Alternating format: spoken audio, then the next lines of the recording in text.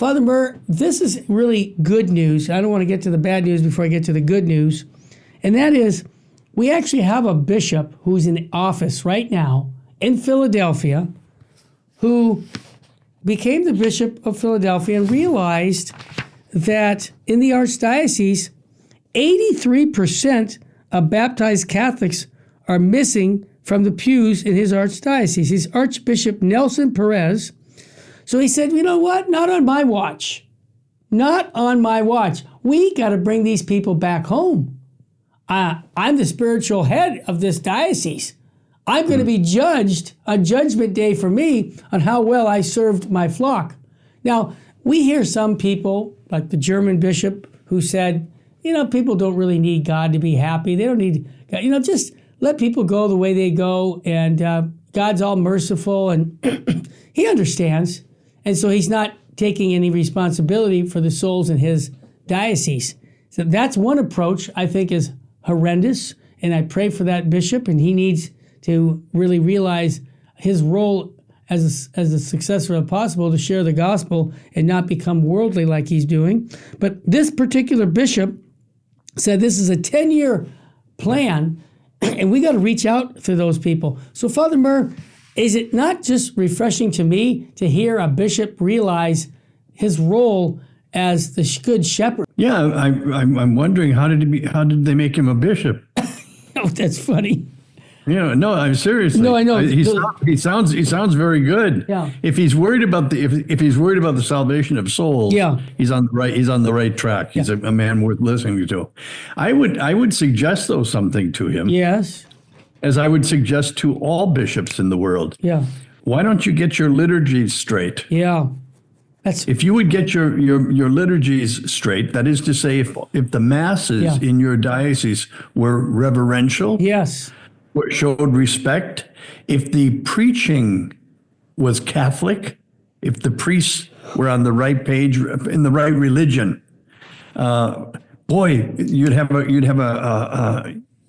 you'd have tackled half of the problem right there. I totally agree with you. Really, truly, it's the way people praise, the way people believe. It's very simple, and the thing is, I've talked to too many people. They've just stopped going to mass because it's a hodgepodge. Yeah, you never know what you're going to get. It's just a hodgepodge. You don't know what you're going to get if the priest's going to do pirouettes, cartwheels, or it's that's the nonsense that has to stop. It's high time.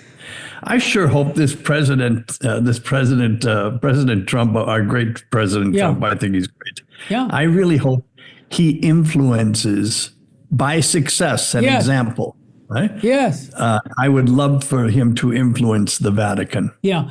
Father, success and example. I think your optimism is shared, except what I've seen before when it comes to orthodoxy, when I call orthodox right things to do. So many people see it and say, oh, yeah, I see how it works, but I just don't agree with it, so I'm not going to follow it. And, that's sad. I've seen that in the church for years. Let me throw something at you. What he said, what Bishop Perez said, I'm not coming here to close parishes.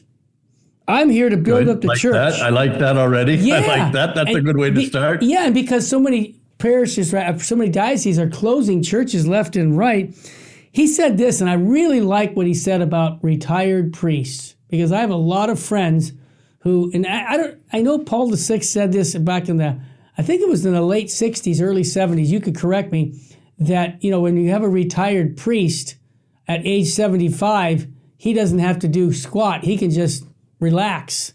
And, when I grew up, I knew retired priests at my parish. They never retired, Father Murr. Of course not. This whole thing of retiring is a new deal. And also changing priests from one parish to another every 6 years is a new deal.